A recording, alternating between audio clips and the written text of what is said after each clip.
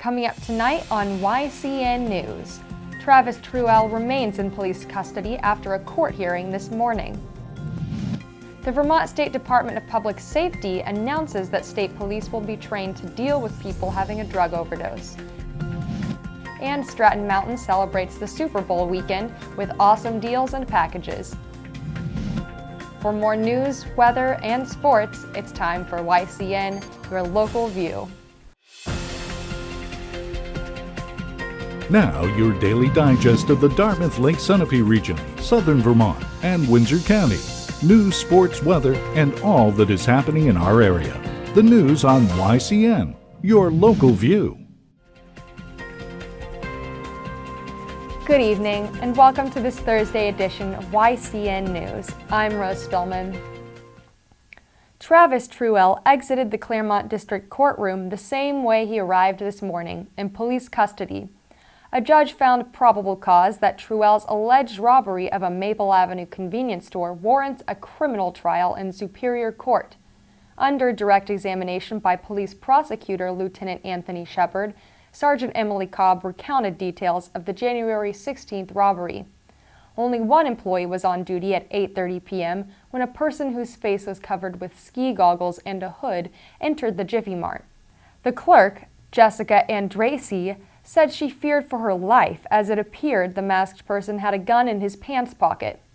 Next, under cross-examination this morning, Claremont Police Sergeant Emily Cobb told defense attorney Joseph Frankel that evidence gathered by officers linked Truel to the crime. Frankel told Judge Yasinski that the evidence identifying Truel as the suspect was hearsay. Only Cobb testified this morning. In the end, despite earlier objections by Frankel, the judge ruled the threshold for probable cause had been met by the prosecutor. If Truel is indicted by a grand jury on the armed robbery charge, a trial would be held at a later date. It's here, the commemorative license plate designed for the city's 250th anniversary. Claremont residents got a first look at the plate, which will be sold throughout retail shops. The plate can be worn for 1 year on the front of a motor vehicle per state regulation. The vehicle's rear license plate must remain attached as normal. The design highlights the clock tower at the City Hall. City Hall is located within the building housing the Claremont Opera House. City councilors applauded the volunteers comprising the 250th Anniversary Committee. Many celebrations are planned for this year. YCN News will follow these events and bring them to you. It's time for another property reval this year in Claremont. City Manager Guy Santagate told councilors and Mayor James Nielsen Wednesday night that 2 inspection means exist. A full reval requires inspection inside and outside a property. A statistical reval is less costly and takes less time to complete. Only property exteriors are examined and recorded. No bids seeking either reval have yet gone out. A statistical reval costs between $120,000 and $150,000. That compares to a full reval at $400,000 to $500,000. In the city, there are 5,461 parcels on city lots that will be inspected. And the sale price of homes and buildings 18 to 24 months prior to April 1st of this year will be analyzed. Santagate told councilors he will ask state officials if a statistical reval would be permitted. The councilor took no action last night, instead listening to Santagate's update. Following state law, the city last inspected residential and commercial properties 5 years ago in 2009. When Santagate came on board as Claremont City Manager in 2001, a property reval took place in 2003. The 2003 reval was the first one done in 20 years, Santagate told councilors. An even distribution of the tax burden among property owners is the reason cities and towns conduct revals, per Santagate's presentation. After the break, we'll hear how police will be trained to deal with drug overdose and what deals Stratton Mtn is offering this Super Bowl weekend. The YCN News continues in a moment. Welcome back to YCN News. I'm Rose Spillman. It's no secret that the 3 northern New England states are in the grips of an opiate epidemic, Claremont Police Chief Alex Scott said Wednesday night. Scott noted Vermont Governor Peter Shumlin's focus on residents addicted to heroin during Shumlin's State of the State address. Today, the Vermont State Department of Public Safety announced that state police will be trained to deal with people having a drug overdose. State police, who usually are the first responders to a person's overdose, will be trained in the use of naloxone. Commonly known as Narcan, the medicine is sprayed up a person's nostrils. Director of the Vermont State Police, Colonel Tom L'Esperance, says in a statement that this will help officers and drug users. Spraying Narcan into a person's nostrils can quickly reverse the drug overdose and save a life, L'Esperance says. This is one way to create a community response to opiate abuse and misuse, he says. The state police plan dovetails with the state's Department of Health Opiate Overdose Prevention pilot program. Under this plan, family members who can help loved ones by using an emergency overdose rescue kit are able to obtain them. The Department of Health's program is mandated by new state legislation. The state police command's staff learned earlier this month how to use Narcan. The goal for all Vermont state troopers is to be trained in the use of Narcan by this spring. Stratton has some great events slated for Super Bowl Sunday. With 7 open lifts and 83 open trails at Stratton, you can have a blast inside or outdoors. Let's learn more from Stratton's Myra Foster. Foster is the Vice President of Marketing and Public Relations at Stratton. There's really no better way to start your Super Bowl Sunday than with skiing and riding, because we know the game doesn't start until late in the day. So a $48 lift ticket for big mountain skiing and riding and big screen TVs to watch the game, whether you're at Grizzlies, Bentley's, Mulligan's, the Green Door Pub.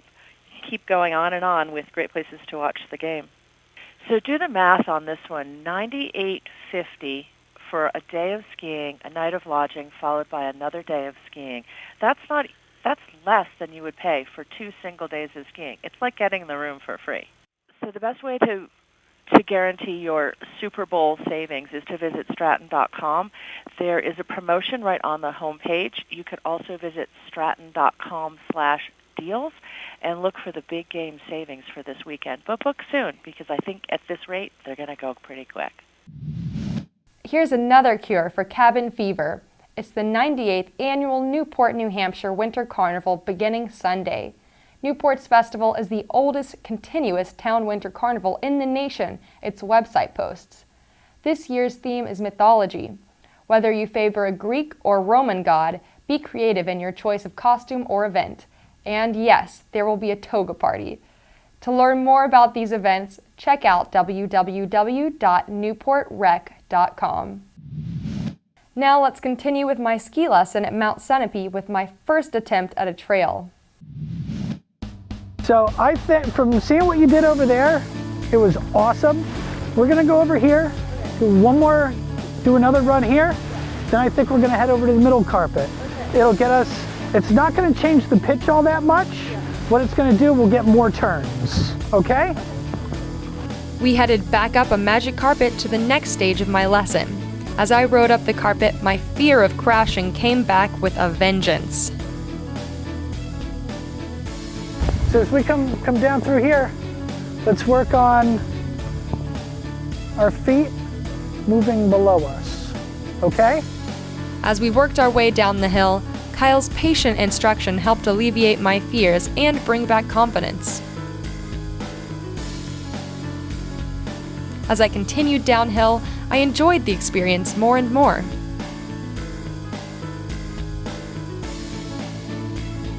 The more runs we took, the less I worried, and I began to progress faster.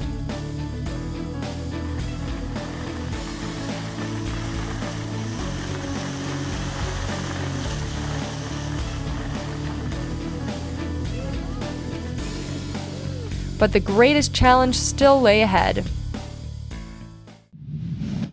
Be sure to tune in tomorrow to see the final chapter of my ski lesson at Mount Sunapee, where I'll head up the lift to the top of the mountain. Welcome back to YCN News. I'm Rose Spillman. Now Matt McDonald will have a look at our weather for the next 5 days, and he'll take a look at some local high school sports. Thanks, Rose. Tomorrow will be cloudy with highs in the mid-30s and a low of 22 degrees. Saturday, we're expecting snow showers with a high of 36 degrees and lows down to 30.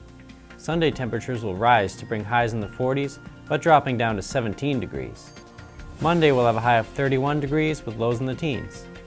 If you're looking for some fun in the snow this weekend, head over to Newport this Sunday for the kickoff of their winter carnival. The day will begin at the high school at 11 a.m. with slobogganing, the new fast way to sled downhill. Then the torch lighting ceremony will begin at 12:15 p.m. at the Little Common. And now let's look at the Snow Country Report with Hallie O'Brien. Hey everybody, it's Hallie O'Brien here at Gunstock Resort in New Hampshire,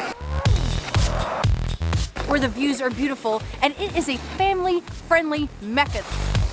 They've got skiing, they've got snowboarding, they've got a terrain park, the longest zip line in the continental US. And if you're feeling a little Evel Knievel inside, you should definitely check out the Big Air Tube Launch. It's wild. Ragged Mountain's Winter Wild Up and Down Race is Saturday. Take your snowshoes, your skins, or your running shoes up the mountain and ski or snowboard down. Pat's Peak does the Vertical Challenge on Sunday. It's a free fun race for all ages and abilities. While Granite Gorge celebrates the Keene State Winter Carnival on Saturday, February 2nd. Awesome skiing, riding, and tons of giveaways day and night. And that's the epitome of a dance floor. It's just an uber fun day out overall. The snow conditions are just killing it. Come on out here and enjoy the day. It's awesome. Gotta love it. I concur. Now that's how it's done. Boom! Okemo celebrates their 58th anniversary on Friday. They'll decorate the chairlifts and give out free birthday cake in the main base lodge. It's the Boy Scouts of America weekend at Bromley. In its 39th season, it is the longest running scouting event of its kind in the country. Scouts can earn their Snow Sports Merit Badge this weekend. Thanks for watching the Snapshot. Have a great time on the slopes and we'll see you next week. And now, let's look at the YCN Game of the Week. Last night, the Sunapee Lakers dared to challenge the undefeated Newport Tigers. Let's look at some highlights. In this play, Newport's number 12 Spencer Coronas passes across the court to number 44 Andrew Hood. He hoops one in to increase the score. This play shows one of Coronas' 6 three-pointers of the night. The Lakers stepped up their offense, sparring with Newport. Number 24 Jessie Stifler drives into the hoop with this lightning-fast charge. Sunapee's number 33, James Fitzgerald, steals the ball from Newport and charges the Tigers, putting the ball through the net. The final score of the game was 85-76, with Sunapee stopping Newport's winning streak. Thank you for joining us for this Thursday edition of YCN News. Don't forget to like us on Facebook and follow us on Twitter. And you can watch our programs anytime online at www.ycnnow.com. Be sure to tune in tomorrow to learn about the Paddle Project to benefit David's House. I'm Rose Spillman for YCN, your local view. Good night.